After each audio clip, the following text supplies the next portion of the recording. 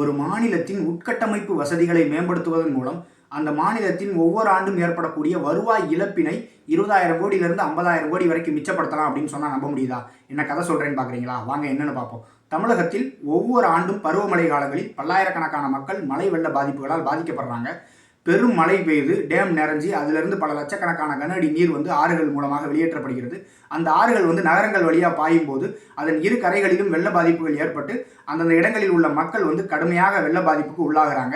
அவங்க அரசின் மூலமாக கல்யாண மண்டபங்கள், சமுதாய கூடங்களில் தங்க வைக்கப்பட்டு உணவு மற்றும் இதர வசதிகள் அரசு செய்து தருது. இதற்கு ஒரு பொருளாதாரம் அரசுக்கு செலவாகுது.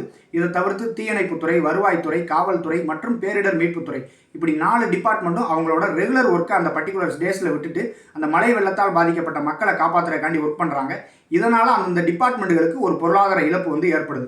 இதை தவிர்த்து வெள்ளத்தினால் ஏற்பட்ட மின்சாதன பொருட்கள் சேதம், அதை பொறுத்து மக்களுடைய இருப்பிடங்கள் சேதம், இதெல்லாம் சரி செய்து கொடுக்க அரசுக்கு ஒரு பொருளாதார இழப்பு ஏற்படுது.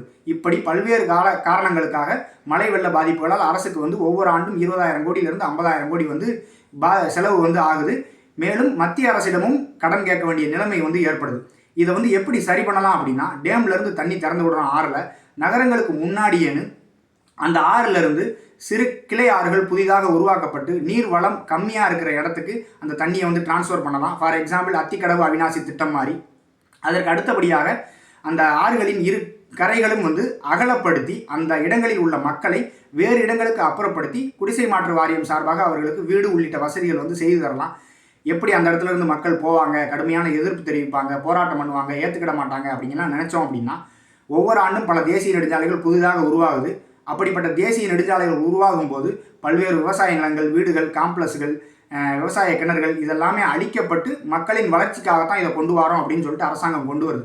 அதெல்லாம் எப்படி சாத்தியமோ அதே மாதிரி இந்த திட்டத்தின் நன்மைகளையும் அரசாங்கம் மக்களிடம் எடுத்து கூறினால் கண்டிப்பாக அவர்கள் ஒத்துக்கிடுவாங்க அப்படிங்கிறது என்னுடைய கருத்து. அவங்கள வேறு மாவட்டத்துக்கோ 50-60 கிலோமீட்டர் தள்ளியே குடியமர்த்தாமல் அவங்க இருக்கிற இடத்துல இருந்து ஒரு 3-5 கிலோமீட்டருக்குள்ளேயே குடியமர்த்தினா கண்டிப்பாக அவங்க ஏற்றுக்கிடுவாங்க. இதன் மூலமாக ஒவ்வொரு ஆண்டும் மழை வெள்ள பாதிப்புகளால் அந்த மக்கள் பாதிக்கப்படாமல் இருப்பாங்க. அது போக அவங்களுடைய பர்சனல் பொருளாதாரம், அவங்க ஒரு வேலைக்கு போவாங்க, அந்த பர்டிகுலர் டேஸில் அந்த வேலைக்கு போக முடியாது. அவங்க வேலைக்கு போகிற கம்பெனிக்கு இவங்க லீவு போடுறதுனால அதை சார்ந்த பொருளாதாரமும் பாதிக்கப்படும். இப்படி பலதரப்பட்ட பொருளாதாரமும் பாதிக்காத வண்ணம் அரசு இந்த நடவடிக்கையை எடுத்தால் இனி வரும் காலங்களில் மக்களுக்கு ஒரு பெரிய பெனிஃபிட்டாக இருக்கும்.